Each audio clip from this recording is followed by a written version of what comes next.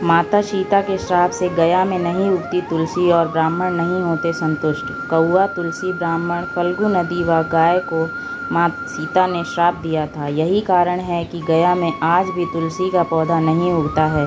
ब्राह्मण कभी भी संतुष्ट नहीं होते हैं। इसकी कथा बेहद ही रोचक है। आखिर बिहार में गया में क्यों नहीं उगती तुलसी का एक भी पौधा? क्यों ब्राह्मण कभी संतुष्ट नहीं होता? फल्गु नदी सिर्फ नाम की नदी है। क्यों कौआ हमेशा लड़ झगड़ कर ही खा पाता है?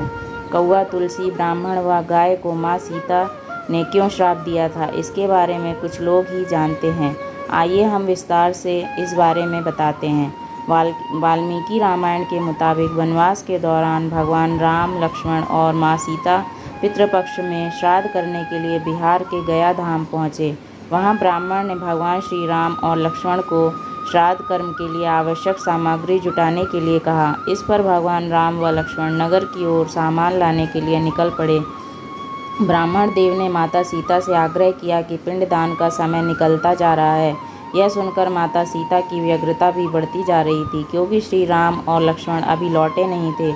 इसी दौरान दशरथ जी की आत्मा ने उन्हें आभास कराया कि पिंडदान का वक्त बीता जा रहा है।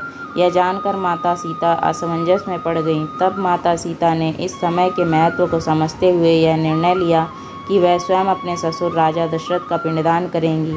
उन्होंने फल्गु नदी के साथ साथ वटवृक्ष, कौआ, तुलसी, ब्राह्मण व गाय को साक्षी मानकर स्वर्गीय राजा दशरथ का पिंडदान विधि विधान के साथ किया। इस क्रिया के उपरांत जैसे ही उन्होंने हाथ जोड़कर प्रार्थना की तो राजा दशरथ ने माता सीता का पिंडदान स्वीकार कर लिया। माता सीता इस बात से प्रफुल्लित हुई कि उनकी पूजा दशरथ जी ने स्वीकार कर ली है। इसके बाद उनके मन में संशय भी हुआ कि प्रभु राम इस बात को नहीं मानेंगे, क्योंकि पिंडदान पुत्र के बिना नहीं हो सकता है। थोड़ी देर बाद भगवान राम और लक्ष्मण सामग्री लेकर आए और पिंडदान के विषय में पूछा। तब माता सीता ने कहा कि समय निकल जाने के कारण उन्होंने स्वयं पिंडदान कर दिया। प्रभु राम को इस बात का विश्वास नहीं हो रहा था कि बिना पुत्र और बिना सामग्री के पिंडदान कैसे संपन्न और स्वीकार हो सकता है। इसके बाद माता सीता ने कहा कि वहाँ उपस्थित फल्गु नदी, तुलसी, कौआ, गाय, वटवृक्ष और ब्राह्मण श्राद्ध कर्म की गवाही दे सकते हैं। भगवान राम ने जब इन सब से पिंडदान किए जाने की बात सच है या नहीं पूछा, तब फल्गु नदी, गाय, कौआ, तुलसी और ब्राह्मण पांचों ने प्रभु राम का क्रोध देखकर झूठ बोल दिया कि माता सीता ने कोई पिंडदान नहीं किया है। वटवृक्ष ने सत्य कहा कि माता सीता ने सबको साक्षी मानकर विधि पूर्वक राजा दशरथ का पिंडदान किया है। पांचों साक्षी के झूठ बोलने पर माता सीता ने क्रोधित होकर उन्हें आजीवन श्राप दे दिया। फल्गु नदी को श्राप दिया कि वह सिर्फ नाम की नदी रहेगी, उनमें पानी नहीं रहेगा। इसी कारण फल्गु नदी आज भी गया में सूखी है।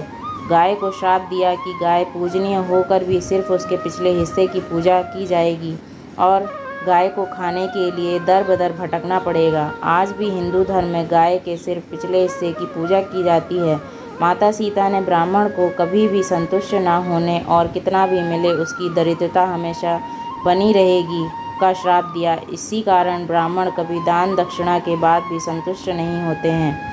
माता सीता ने तुलसी को श्राप दिया कि वह कभी भी गया की मिट्टी में नहीं उगेगी। यह आज तक सत्य है कि गया की मिट्टी में तुलसी नहीं फलती। और कौआ को हमेशा लड़ झगड़ कर खाने का श्राप दिया था। कौआ आज भी खाना अकेले नहीं खाता है।